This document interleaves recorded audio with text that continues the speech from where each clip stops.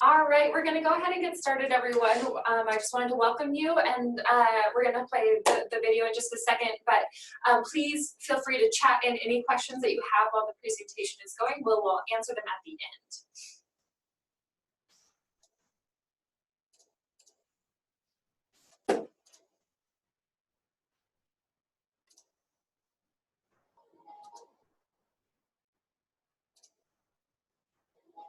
There are 7 billion people on this mud ball. With that many people buzzing around, we're bound to collide. Where am I perfect? Did I wash my hands this morning? What did I eat today? Does my child need a vaccine? I don't remember what I did last night. And all the beauty and brilliance of humankind collectively, we're a petri dish. 40% of people don't wash their hands after they use the bathroom. So how many door handles and elevator buttons did you touch today? You're ubiquitous, we're impulsive and experimental. And in our most intimate moments, regard for safety isn't, well, always of interest. Where we live, the air we breathe, our habits, the things we do every day have more impact on our health than genetics. And that's why there are public health professionals in the midst considering our well-being when we're not. These heroes go to the places others won't. They're on the front lines, developing new programs and policies. They conduct and disseminate research on vital public health initiatives to keep us alive. They strive to make our communities equitable, healthy, and resilient here and abroad. They work with us, not against us. Pondering the public health of 7 billion people is no easy task, but it's happening right here, right now, at the University of Nevada, Reno, where students studying public health. All right. So thank you so much for that. We will start your slides. Awesome. Okay, thank you. Good morning, everybody. Thank you for joining me today. I'm really excited that Project Echo is having me. So this morning I am talking about kind of a comprehensive sex ed 101 is what I'm calling it, but mostly about how comprehensive sex ed can help us develop better attitudes in regard to sexuality as a whole, especially in our adolescence. And then for those of you that have children, or maybe for those of you that work with children, how to kind of carry on that conversation at home, since a really big part of comprehensive sex ed is encouraging parents and other familial figures to also play a part in it. So I guess I should introduce myself. My name is Sarah Hannafy. I work in education and outreach at Planned Parenthood Marmonte. So here in Reno, we are a large affiliate. We are the only one in Northern Nevada, and then the rest of our offices, health centers, et cetera, are in kind of straddled around different areas in Northern California. So part of what my role is I help to develop, implement, and evaluate different sex ed programming. And so we'll talk a little bit more about what that means, so what kind of sex ed programming encompasses. But otherwise, if there is no questions, I will go ahead and carry on. Okay, so I wanted to start out with our Planned Parenthood mission statement. Especially nowadays, there is kind of a lot of confusion, discussion, controversy about what Planned Parenthood actually does. I think our mission statement kind of encompasses it very well in just a simple blanket statement. So our mission is to ensure that every individual has the knowledge, opportunity, and freedom to make every child a wanted child and every family a healthy family. So with that, kind of what we're talking about today is all of those things, mostly knowledge, opportunity, and freedom to kind of, you know, control family planning, control family size, take control of their sexuality and their sexual life, things like that.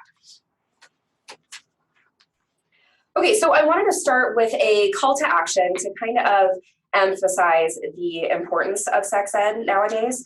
So this is a quote from Dr. Sarah Flowers. She is our Vice President of Education for Planned Parenthood Federation of America, which is our larger kind of mother organization. So she says all young people deserve accurate, non-judgmental information about their bodies, sex, and relationships, so they can freely explore and express who they are as they grow into adulthood. As sex educators, advocates, and healthcare providers, we are committed to inclusive practices that position young people for success by giving them tools for a healthy and more equitable future. So a lot of us believe when we think of sex ed, maybe we think of this is an issue that is at home, or this is something that is between the child and their parent, but this is really something that affects everybody. As educators, advocates, wherever you are in the healthcare profession, this is something that kind of all of us should be aware of, and how we can play our own part to be able to improve sex ed and access to sex ed. So I wanted to start by talking about what it currently looks like.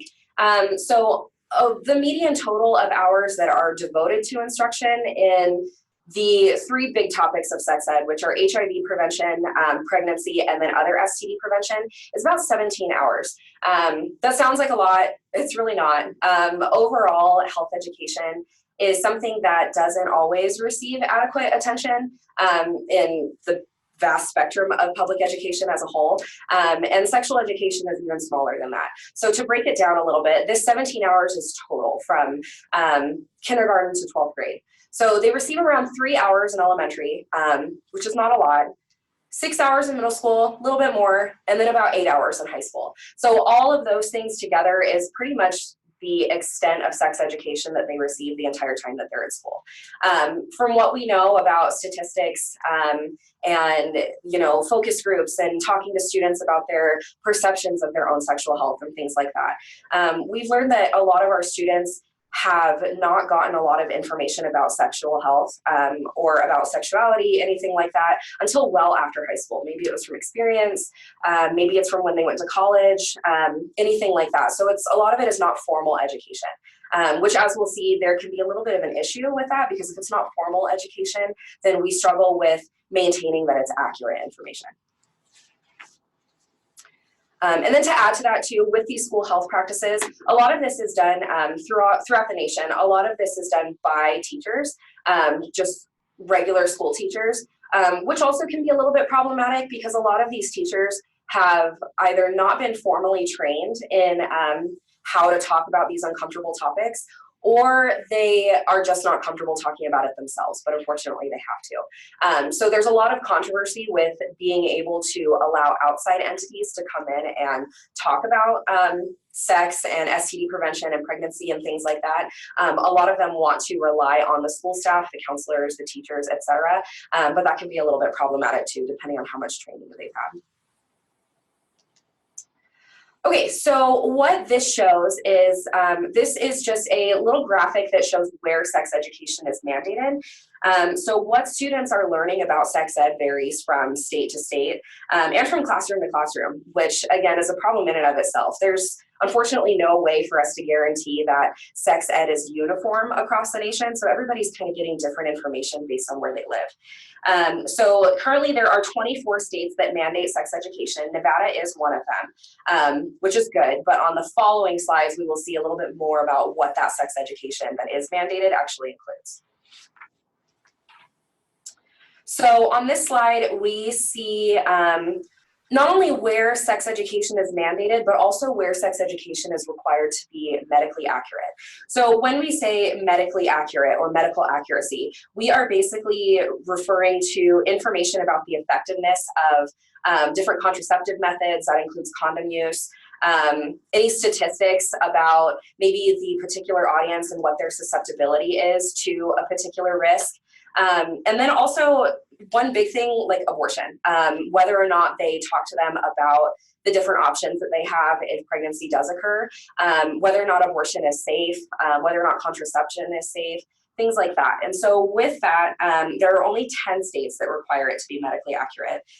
In Nevada, we know already that sex ed is mandated by law. However, it is not required to be medically accurate, which can be a little bit concerning, because with that, we cannot guarantee that the information that our students are getting is actually 100% factual. Okay, and then on this last one, we see where information on consent or even just general discussion or definition of consent is required. So there are only 9 states that require that consent is discussed as part of their sex ed curriculum. And again, in Nevada, it is not required. Consent, especially again, 2019, it's becoming more and more of a hot topic, because it's folks are realizing how important it is to actually be discussed and to be defined and taught in schools. And consent is something that we always emphasize its importance from kindergarten all the way to 12th grade. And those are in different contexts. So when we talk about consent, especially we'll say kindergarten through 4th grade, it's not always talking about in the context of sexual interactions, but rather instead good touch, bad touch, or, consent to hugging somebody, or consent to touching someone, or saying something to someone without their permission, or asking somebody something without their permission, things like that. When we get to the later grades, that's more where we talk about the importance of consent in sexuality and in actual sex. But consent as a whole is just something that I call it kind of a foundation of sex. So it really needs to be developed from the get-go. Okay, so if anybody is wondering, okay, what the heck is comprehensive sex ed? That's what we're going to talk about on this slide. So there's a couple of bullets that kind of emphasize what it is clearly and concisely. So for one, a big thing with comprehensive sex ed that is kind of a myth out there is that comprehensive sex education does not include any information about abstinence. And it absolutely does. In fact, comprehensive sex ed still places a lot of emphasis on abstinence. So with that, in comprehensive sex ed, or CSE, as I'll start to say, it emphasizes that it is the best method for prevention if we're talking about pregnancy and sexually transmitted diseases. However, it also talks about condom and contraceptive methods as other effective methods of reduced risk. So we always say the only 100% effective method of preventing pregnancy and STD transmission is going to be abstinence. However, we realize that abstinence is not an option for everybody, and that maybe other people are not always going to be abstinent. So here are ways that a person can protect themselves if they do choose to have sex. And we find that that's a little bit more realistic and also a little bit more relatable with our audiences. So CSE also covers a range of issues. So we talk about a lot of things, not just actual sex, right? What I always say when I'm talking about comprehensive sex ed is a lot of people think of it as like condom on a banana, like that kind of sex ed. And that's not necessarily what it is. We talk about a lot of different things. We talk about the physical aspects of sexuality, biological, so maybe anatomy and physiology, puberty, human development, things like that. And we also talk about the emotional and social aspects of sexuality. Something that we say a lot in the world of sex ed is that human beings are basically sexual beings from the day that they are born until the day that they die. And when we say sexual beings, that does not mean that they are people who are actively having sex. But instead, they are people who communicate with other people. They are people that are developing. They are people that have relationships, things like that. So these are all things that are emphasized in CSE. The next one is that it supports the efforts of parents and teachers to provide accurate and affirming information, and it helps to diminish the impact of negative stigma. So again, we see all over the place in media, in the news, on the internet, things like that. There's all kinds of negative stigma when it comes to sex and sexuality. And so what this does is it kind of helps to eliminate some of that stigma by emphasizing the fact that having sex is normal, it is natural, and it is healthy. And that having sexuality, whatever that looks like for a particular person, is normal, it is natural, and it is healthy. And it kind of affirms what people are going through, what people are asking, the concerns that they have, things like that. So we try to emphasize that kind of thing and basically validate the thoughts that people are having. And the last thing is that it empowers our youth, or whoever maybe our audience is, to make responsible choices to respect their health, their well-being, and provide support for academic achievement. So we will talk a little bit on the upcoming slides about some of the rationale for comprehensive sex ed. And there is a lot of evidence that shows that students who have received comprehensive sex ed are more likely to be high achieving in academic settings. But it also, again, empowers them to make their own decisions. Later on in this presentation, we'll talk about some of the implications of abstinence-only education. And abstinence-only education doesn't necessarily give a person all of the options and all of the information that they need to be able to make a responsible choice.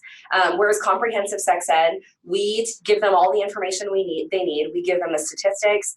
We give them, potential consequences, negative health outcomes, but we also give them, ways to prevent those negative health outcomes, things like that. So that way they are presented with a wealth of options and they can make a responsible decision from there.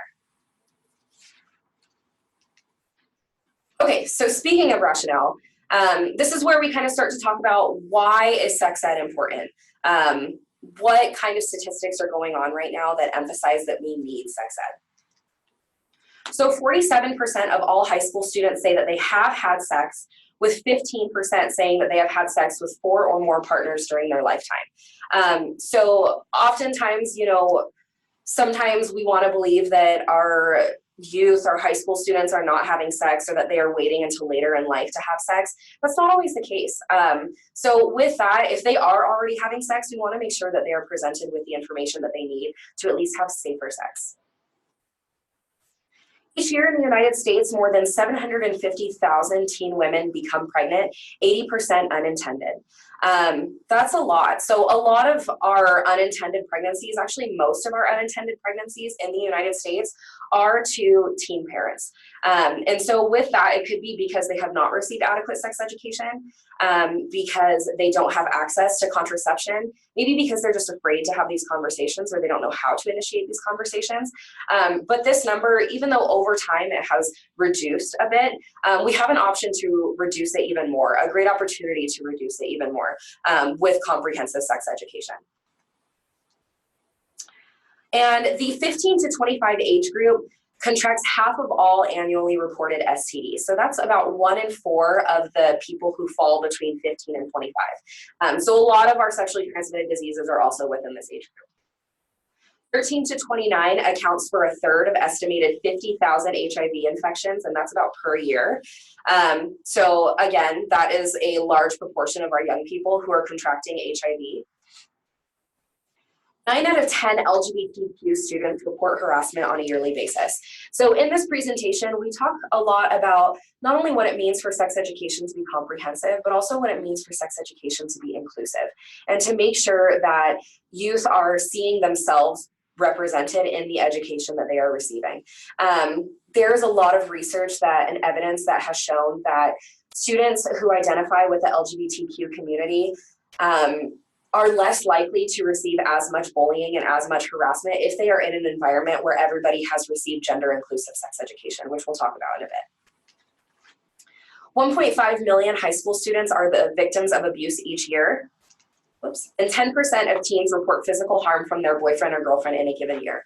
Another really, really important part of sex education is the emphasis that we place on healthy relationships and teen dating violence. So this is something that is discussed in a lot of different avenues as to whether or not this is appropriate, but also how we go about talking about this kind of thing. From what we know about unhealthy relationships, a lot of them occur, and also survivors or victims of unhealthy relationships might stay in these relationships because they don't actually realize that the behaviors that they're experiencing are unhealthy.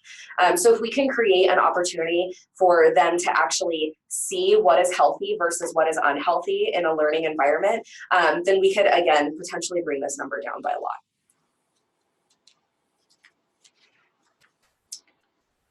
Okay, so the next couple slides, I wanted to talk about the National Sexuality Education Standards. So these were developed by the Future of Sex Education, or FOSI for short. And this is kind of an ongoing initiative to kind of outline what comprehensive sexuality education should look like, especially given the fact that health education is already allotted very, very little time in a school curriculum. And so with that, we want to make sure that given our limited resources, given our limited time, we are making the most of our time, and that we are covering a couple of essential topics, which we'll talk about on the next couple slides. But essentially what these education standards are intended for is to provide clear, consistent, and straightforward guidance on the essential minimum core component for sexuality education that is age appropriate for students in grades K through 12. If anybody is interested in, I would love to talk about the different goals and objectives that have been outlined for age appropriateness for the different grades. Unfortunately, I don't have time to talk about all of those, but these are easily accessible on the NSES website if anybody's ever interested in looking into those. So some of the intentions of the National Sexuality Education Standards. So one of the things that they intend to do is, based on research and professional expertise and things like that, what are the minimum essential content and skills that are required given these limited resources? So if we have, we'll say on a previous slide where we talked about 8 hours in high school, if we only have 8 hours available, what are we going to cover and what are we going to teach to make the most of our 8 hours with these students? The next thing is to assist in the design and delivery of K-12 sexuality education that is comprehensive. So with that, it is designed to help school districts or to help individual schools develop a sex education curriculum and set of guidelines that they are going to cover based on what is recommended. Maybe their audience is a little bit different. Maybe they have a little bit of pushback or a little bit of presence of concerns by the parents that they are seeing in their school population. How can they take these standards and present them in a way that is appropriate for their audience, but is still factual and accurate based on what the standards dictate that they should be? The next one is to provide rationale for sexuality education at each grade level. So with this, we really want to be able to provide a clear rationale and justify teaching each of our topics at each particular grade level. So for example, say, we start teaching a little bit about bodies or, physical development around 3rd or 4th grade. This is kind of where we start to talk about puberty. With that, maybe we might have some concerns saying that that is not necessarily age appropriate for the students that you are teaching in 3rd or 4th grade. So with these education standards, these are designed to show why that is an appropriate topic to cover in 3rd or 4th grade and why they should be learning it based on, again, research and evidence. On our next set of intentions, we have to support schools in improving academic performance. That is a really big incentive for a lot of our public schools, is that if they implement a certain curriculum, especially if it's evidence-based or if it's factual, it can actually show a lot of improvement in their students' academic performance. And so again, that's another justification for why they should be implementing these standards in their curriculums. The next is to present sexual development as normal, natural, and healthy, and to make it part of every health education curriculum. We, again, as a lot of health professionals already know, is that sex education is something, or just sexuality as a whole, is something that affects every single person. It doesn't necessarily have to only be towards people that are actively having sex. But sexuality is a part of everybody's life. And in these standards, it says that we want to maintain that people are seeing sexual development as something that is not just happening to them, but rather happens to everybody. And whatever they are wondering to themselves, whatever they are asking aloud, whatever conversations they are having are normal, they are natural, and they are healthy to have. Offer recommendations for school personnel. So again, kind of emphasizing what is age appropriate for them, and maybe how they can go about training their staff, their teachers, their counselors, things like that, to be able to adequately provide this education to their student population. And to translate research related to school-based sexuality education, so that it can be put into practice in the classroom. So again, as healthcare professionals, we know that a lot of things that we do are much more effective if they are evidence-based, or if they are rooted in evidence. And so with that, we want to take all of that research and all of that evidence that we have and completely just translate it perfectly into our education, so that the education is going to, again, reflect the evidence that we already have. Okay, so a little bit on theoretical framework. So in public health, we love theory. And a lot of sex ed is kind of rooted in theory to kind of show why it is effective. So this is the social ecological model. At the individual levels of the social ecological model, we know that a lot of where these attitudes about sex ed are coming from are based on what is inside that person. So maybe how they believe that perceived stigma applies to them, maybe what they already know about sex or what has been communicated to them about sex. At our interpersonal levels, so the relationship levels, that's kind of how we see it being translated around us. So how do our parents or caregivers or familial units communicate about sex to us? What does it look like in our friends? How are our friends talking about it, our peers, our classmates? In our structural levels, this is where sex ed has the opportunity to make a direct impact on people's attitudes when it comes to sexuality. So what kinds of laws out there are existing on sexuality education? What kind of access do they have to, say, contraceptive methods or STD testing and treatment, things like that? So the particular theory that has been applied to comprehensive sexuality education by NSES, or the National Sexuality Education Standards, is the social learning theory. So what the social learning theory, anybody who is unfamiliar with it, essentially says is that learning occurs not just within a person, but exclusively in the context of which they are learning. So that includes maybe the people that are around them, their teachers, their parents.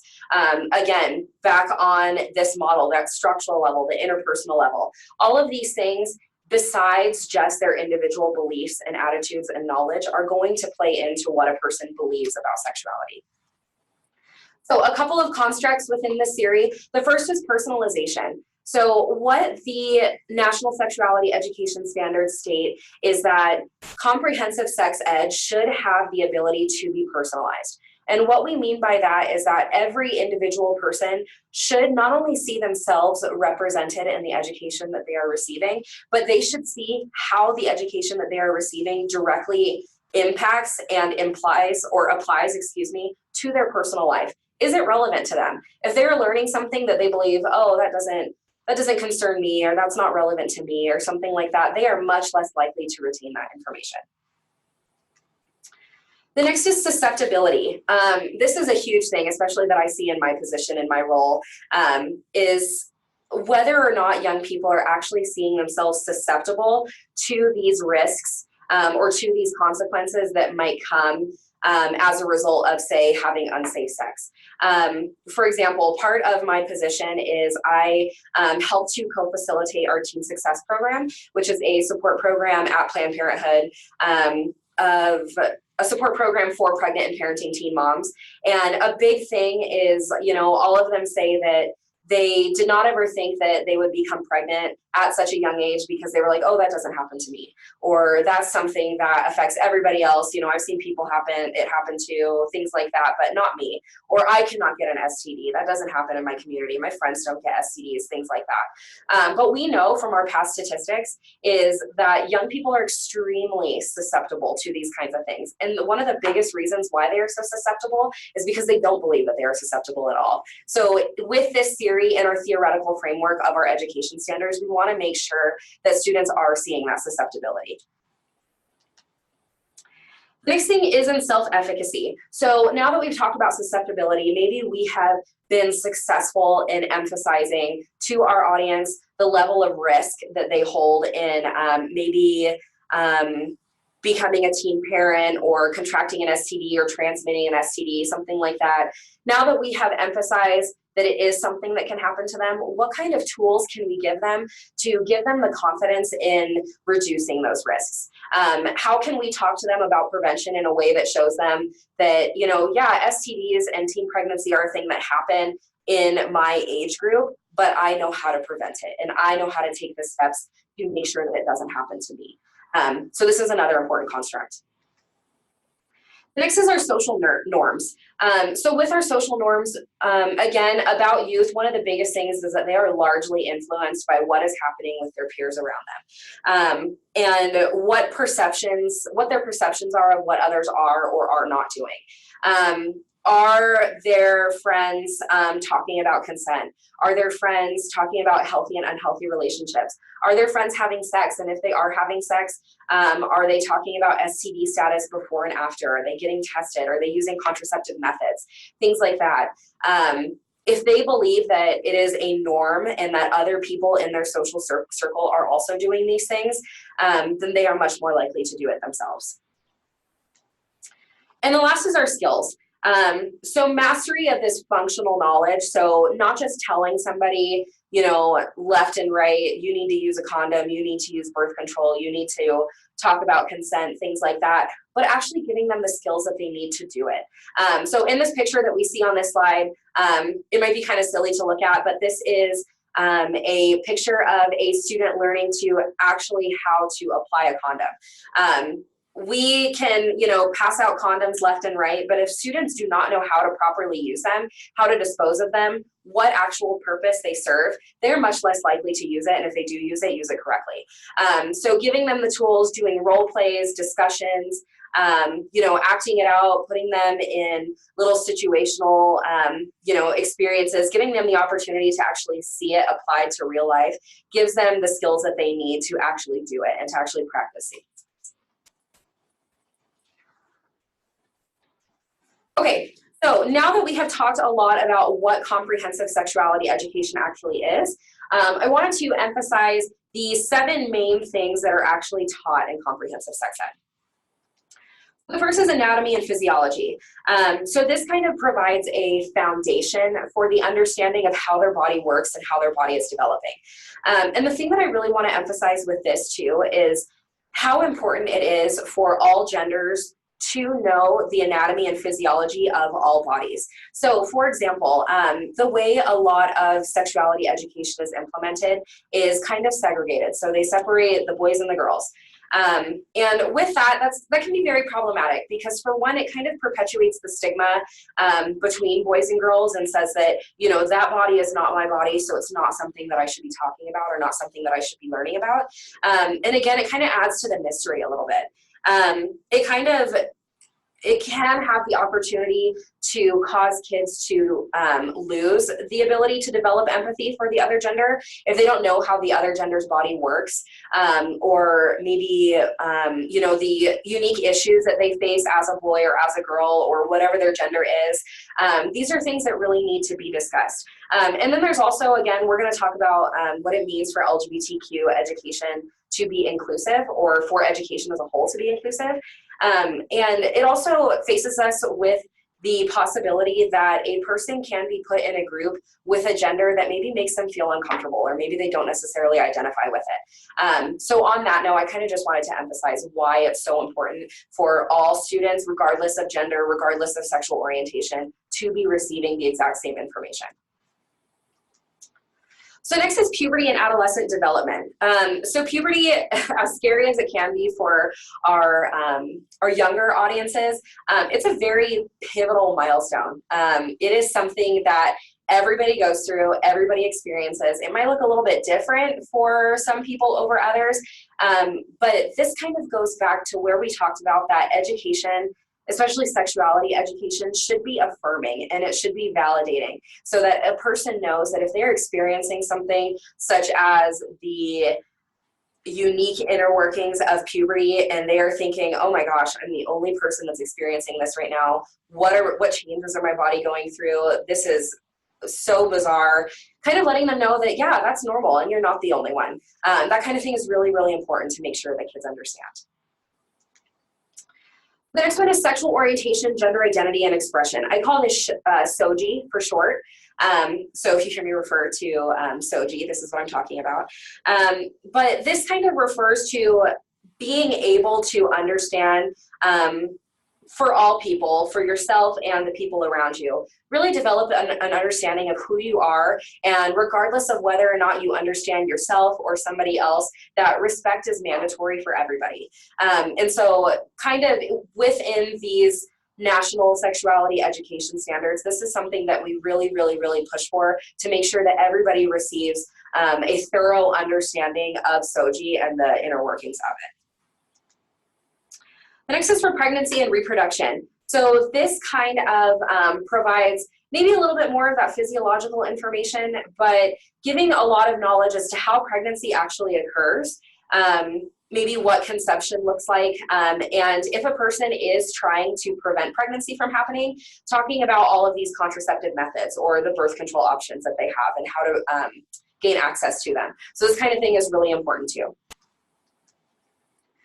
Our sexually transmitted diseases and HIV. So again, talking about maybe susceptibility to these sexually transmitted diseases. So as a young person, what are they more likely to contract, or maybe what is very common transmission in their age group. And then kind of how to notice signs, symptoms, testing, treatment, things like that, but also acknowledging that the most common symptom of any sexually transmitted disease is no symptom whatsoever. And so remembering that as well. And that even if a person thinks that, again, having an STD is not something by any means that can happen to them, still being able to have that conversation with their partner or partners and talking to their parents too about how they can keep themselves safe. All right, so healthy relationships. Relationships are a really, really, really big thing in adolescence, regardless of what that relationship looks like, whether it's with their parents or with their peers or their romantic, intimate relationships, whatever it might be, but kind of giving them skills and accurate information that they need to be able to navigate the challenges of relationships in their life. And the National Sexuality Education Standards, they have recently added a lot of emphasis onto healthy relationships, especially given the increased use of technology with today's youth. So talking about digital abuse, what relationships can look like in the media, online, things like that. So all of those things should also be discussed. And also consent. Consent is a really, really big part of healthy relationships and how consent can be communicated. And the last thing is personal safety. And personal safety is a little bit loose. It's a little bit vague depending on how it is received by the students who are retaining this information. And so it kind of emphasizes the need for awareness, education, ability to actually keep themselves safe, whether that is sexually, in a school setting, in a public setting, whatever it might be. But just kind of talking about how, you know, your body is yours and you have to take care of it. And this is how you can do so, not just in the context of having sex. Okay. So now that we have talked a little bit about those national standards, I wanted to include a little bit about how that translates in Nevada. So unfortunately, what a lot of us know or do not know is that Nevada is pretty dead last in education in the United States. So we do not have amazing education to begin with. But with that, our sex education is pretty much down there too. We do not have amazing sex education. But the sex education that we do have, this is what it looks like. So these are just some statistics on what our students in Nevada are kind of doing, how sex translates to this population. So in a classroom of 30 high school students in Nevada, 8 are currently sexually active, 4 have ever had sex, but they are not currently sexually active, and 18 have never had sex ever. So that's kind of giving us an idea of what the average classroom looks like in Nevada. So in our Nevada law, we already talked about how it is mandated to discuss. However, consent is not required to be discussed, and it is not required to be medically accurate. These are the 3 kind of primary topics of instruction, and then the level of requirement as it is dictated by Nevada law. So sexual health education, again, is mandated. HIV prevention and STD prevention are also required. How these things are covered in Nevada education, again, is not so clearly defined. So HIV prevention and STD prevention, depending on who's teaching it, could come from using these risk reduction methods, such as using a condom or, you know, getting tested every 6 months or something like that. However, in other settings, it might just be abstinence. You can prevent HIV and STDs by just being abstinent, and maybe that might be all that they tell them. So in all areas of Nevada, it was, I think by Nevada law in about 1987, I want to say, advisory committees were developed and required in each school district to have the authority to choose and or approve curriculum for these different things. So these advisory committees are made up of different people. Maybe they are parents, maybe teachers, anybody like that. And they, as a kind of entity of people, have the ability to create the sex education curriculum.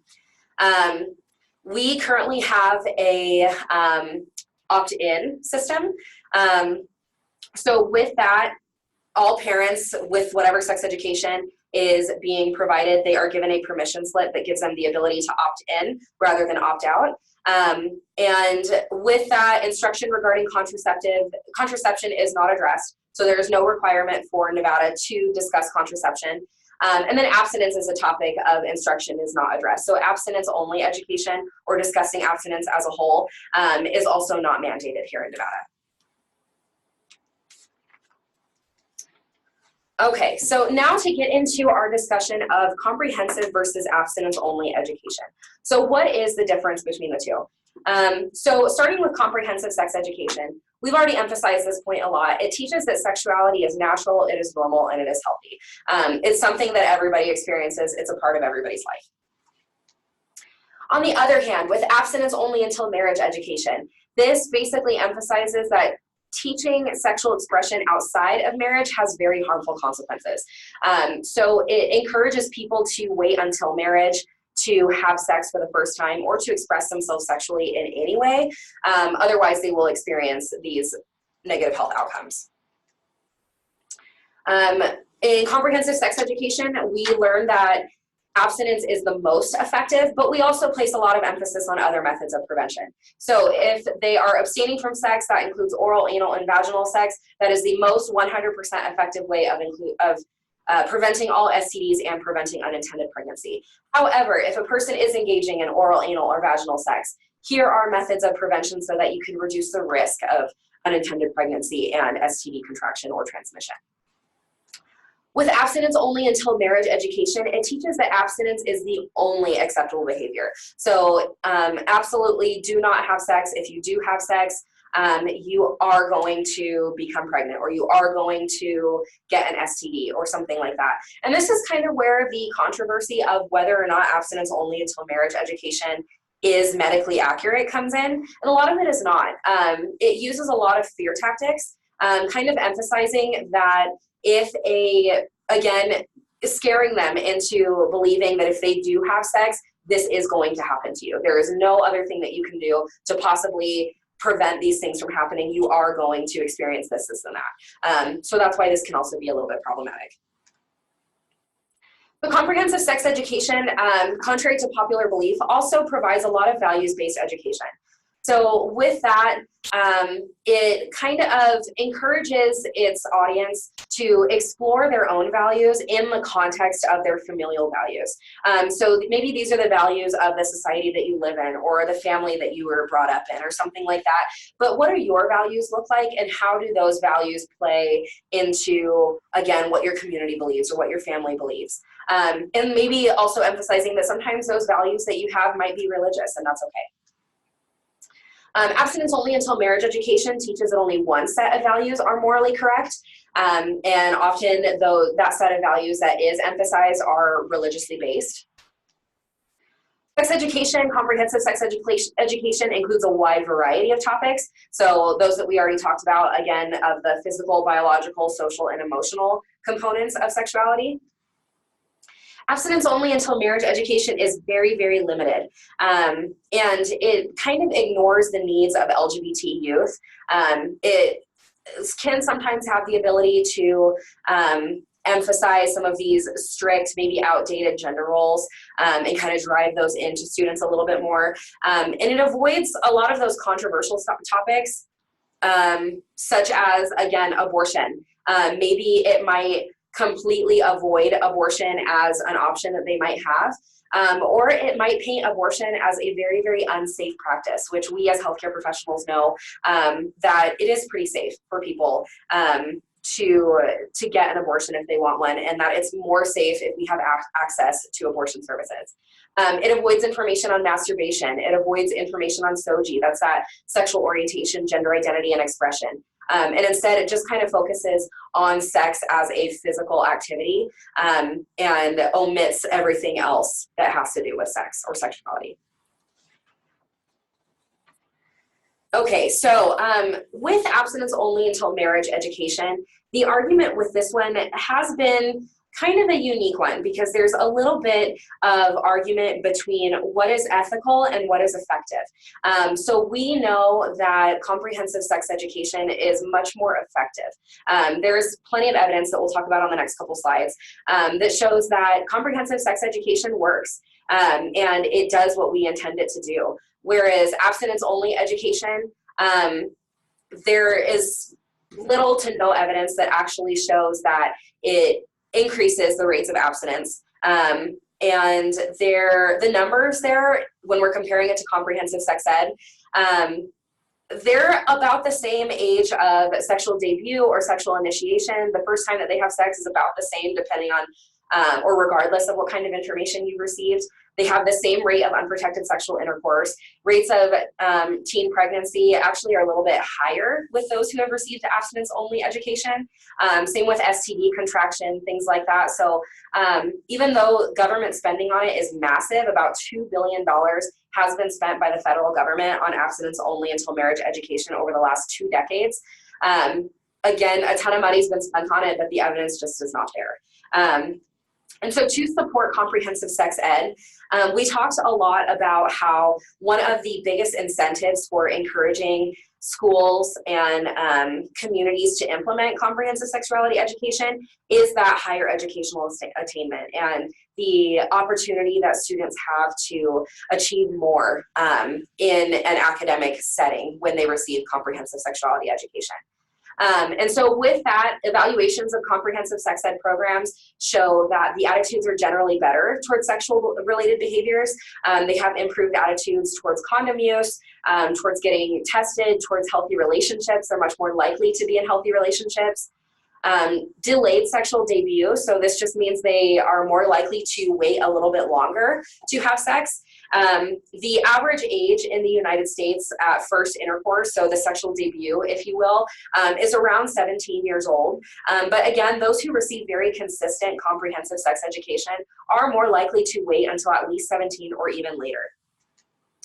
A reduced frequency of sexual activity or a reduced number of sexual partners, so they are much more likely to be in monogamous relationships or maybe just have one single sexual partner that lasts for a long period of time. Increased condom and contraceptive use, and this is also referring to the knowledge that they have of the access that is available to them.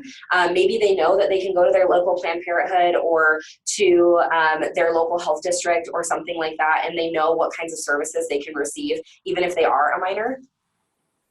And a 50% reduced likelihood in reporting a pregnancy. So again, those who receive CSE are much likely to experience an unintended pregnancy. Okay, and then just some statistics to kind of drive in why we should support comprehensive sex education. The evidence shows that parents are very in favor of it. And parents, and regardless of what that reason might be, maybe some might be because they want them to receive this information at school to supplement the information that they're receiving at home or the conversations that they're having at home. And then on the other hand, maybe they just are not comfortable to have that information at home. So they would rather receive it from somewhere else where they know that hopefully the people are more comfortable, depending on where they're getting it. And maybe the information is more likely to be factual. So 93% of junior high school students and 91% of parents of high school students believe that it is important to have sexuality education included in the school curriculum as part of their health education. 95% of parents of junior high and 93% of parents of high school believe that pregnancy prevention methods are appropriate for sexual education programming. 75% of parents believe that sexual orientation, gender identity, and expression should be included in sexual education programming. And 88% of parents of junior high students and 85% of high school students, parents of high school students, believe that information on how to use and access contraceptive methods, so teaching them where they can go about receiving these methods, are also appropriate for programming. Okay, so talking a little bit about what it means for gender inclusive education to be, or what it means for education to be gender inclusive, So with that, inclusive programs are effective, generally just effective at helping them better understand who they are, what their general identity is, whether that's sexual or otherwise. It incorporates positive examples of LGBTQ individuals. It shows the different types of families. Not all families are traditionally a mom and a dad. And different types of relationships. There's a lot of different types of relationships that there might be out there, whether romantic or otherwise. It emphasizes the need for protection during sex for people of all identities. So contrary to the belief of a lot of youth, using a condom during sex is not just for a male and a female body, but rather it should be for everybody to better protect themselves. and to kind of break down these common myths and stereotypes about behavior and identity. We talked about a statistic that shows that a lot of youth that identify under this LGBTQ umbrella do receive some sort of bullying and some sort of harassment. And a lot of that comes from just lack of education on other people's part. So breaking down these stereotypes, showing people that they are still worthy, they are still normal, everything that they are experiencing and everything that they are thinking is completely normal for them.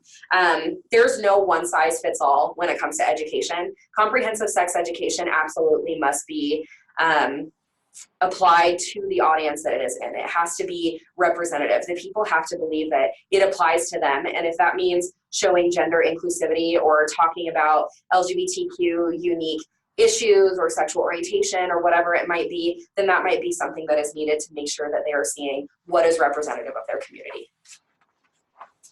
So this is just a little quote that I included to from a youth activist that does identify with the LGBTQ community. And they said, as a young LGBTQ person of color, I believe that sex education is a right. I spent years of my life being bullied, teased, and discriminated against my peers and teachers. I know that if I had had sex education that honored my LGBTQ identity, then I would have felt more confident and sure of myself. Inclusive sex education would have provided me with a safe and accepting school environment, as well as knowledge about my sexuality and positive ideas about how I love or who they love. So with that, this is just evidence that, students are needing this education, and when they do receive this kind of inclusive education, it does mean a lot to them. Currently, there's only 9 states that require discussion of LGBTQ identities, and 7 states in the nation either prohibit sex educators from talking about LGBTQ identities, or if questions come up about it, they require that they kind of dispel it and talk about it in a negative context, which again, we know is just not effective. Okay, so a little bit about continuing the conversation at home. A really big component of comprehensive sex ed is that we always want to encourage our parents or caregivers or whoever it might be to continue these conversations at home. Take part, take charge in your child's sex education. Talking to parents or other trusted adults helps teens to feel good about their choices, and it kind of reinforces the choices that they do make that are responsible. It helps them to understand the concept of consent and that sex has to involve commitment, and that there's, social, emotional, physical, all of those different types of consequences that might come from sex. Continuing the conversation at home might create the opportunity to share family values. So maybe talk about, what their values look like and how those values are translated into their beliefs about sexuality. Build the skills that help teens deal with peer pressure. So letting them know, maybe for example, that it is perfectly normal to be thinking about sex, but it's also perfectly normal to not be thinking about sex. It's normal if you want to have sex. It is also normal if you don't want to have sex. Just because others in your social circle are having sex, that does not mean that you also have to have sex if you don't want to. So driving in those points. It helps them to foster these safe and healthy attitudes towards sex.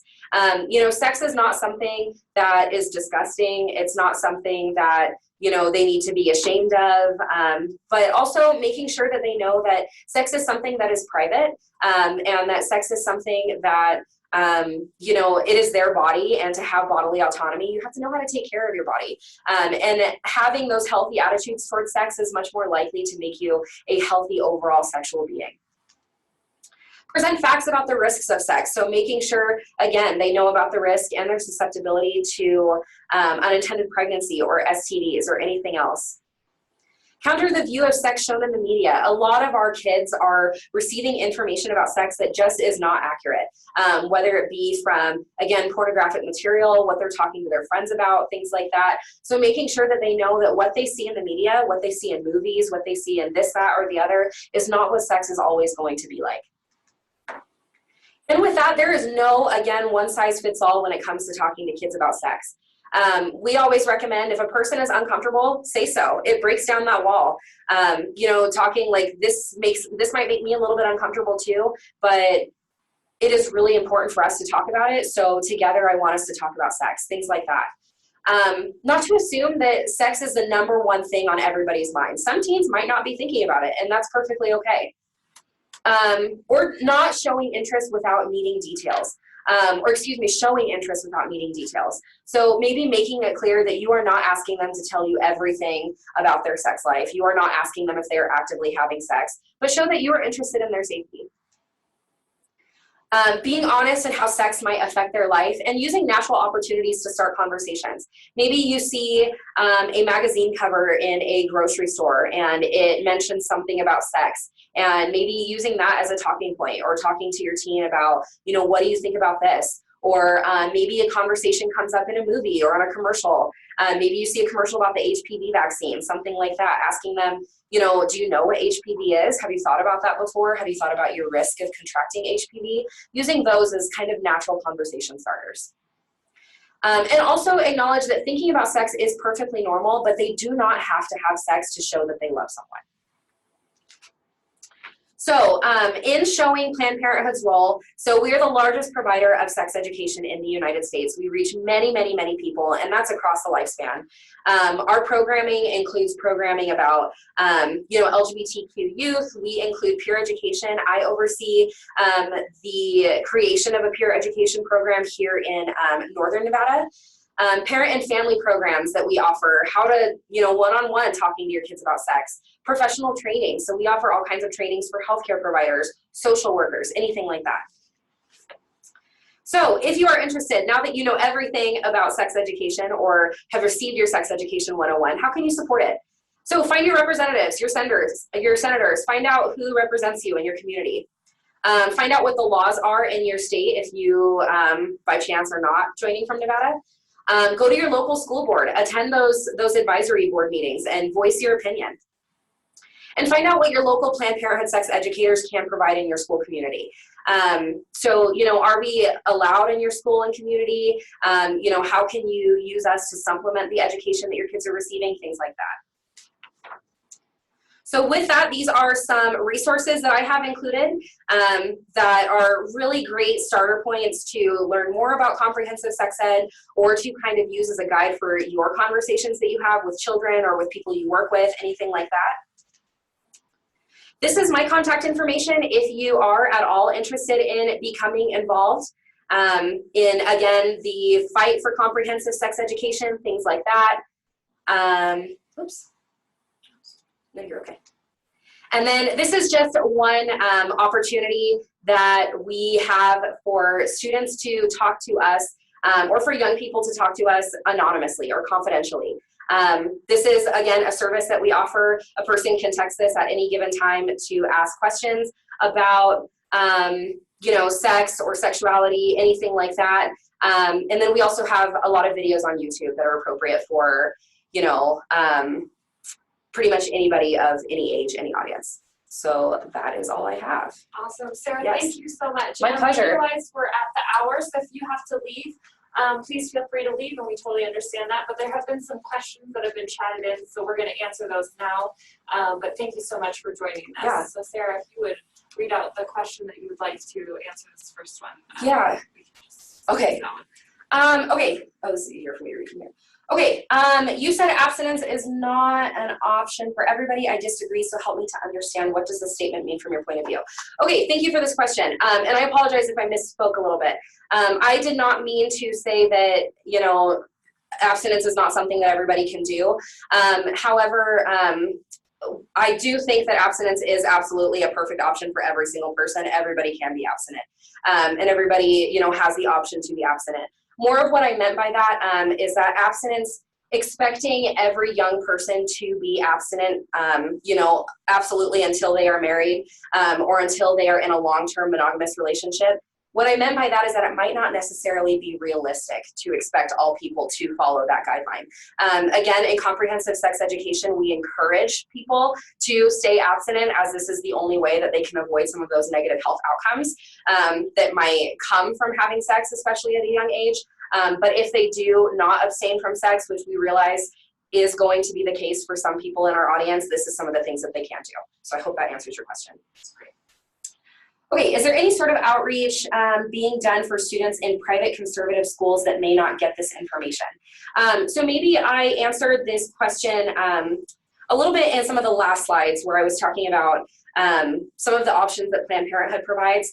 One of the things that we do, again, is we have a wealth of free information that is available on all of our websites, on YouTube, things like that, where, you know, we, for example, give that number out to students. And we say that, you know, if you have questions about anything, or, you know, if you have concerns or questions about birth control or how to get birth control or things like that, you can text this number or you can call this number anonymously at any time. And we will spend, I have spent hours upon hours with students before, talking to them about, you know, questions that they just aren't getting answered elsewhere. So we can do that. The other thing that I also want to emphasize is that in Nevada, our state law says that the minimum age for young people to receive confidential sexual health services is 12 years old. So if they're a minimum of 12 years old and say they go into a Planned Parenthood office and they want to, you know, get birth control, or they want to get condoms, or they think they need to get a pregnancy test or something like that, we can do that without having to get their, you know, their parental permission. Again, we encourage their parents to get involved, but we will not require it. So that's an option for them too. Hi, thank you for this presentation. Is there any research on how culture may play a role in sex education in Nevada? As a minority-majority state, perhaps some ethnic groups may be more willing to engage in conversation regarding sex than others. Yeah, and this is a really great question because, for example, our two populations that kind of are the most at risk for some of these negative health outcomes, such as unintended pregnancy and STD contraction, is our African American and our Hispanic Latino communities. They are much more likely to be affected by these things, and a lot of that could likely be due to their culture or to their family values or something like that. So yeah, I have found in my experience and my professional experience, I have found a lot of challenges in trying to reach those particular communities because maybe they are just uncomfortable in being in a class where we were talking about this kind of thing. But I am always affirmed that they actually have these questions, and that this information is well received by them, whether it be by them coming up to me privately afterwards and saying, like, I have more questions, how can I talk to you about this? Or maybe sending emails or, you know, something like that. So even though you're right, culture can be a really big part or a really big barrier to them receiving these services, the services still mean a lot to them when they do receive it. And then the last one, I am interested in getting involved. What is your contact information? So my contact information was on the last slide, or the second to last slide, which I believe is going to be shared. Okay, perfect. Yeah, so it'll be online. Please reach out to me at any point, especially if you are in Northern Nevada. I would love to help get you involved. If you are not in Northern Nevada, then I can direct you to the correct person. Share the source we had a summary of 30 students in a classroom to 8. Yes, so that was pulled from, I think I put it at the bottom of the slide on that one, but that was pulled from a 2016 study on sex education in Nevada that was done by the CDC. Awesome. Yes. Sarah, you are absolutely amazing. That was an incredible. Thank you so much. Yeah, her presentation is online at Project Echo Nevada, and you can find it and download it and use it as you need. But we thank you so much for your time, and you all have a wonderful day. Thank you.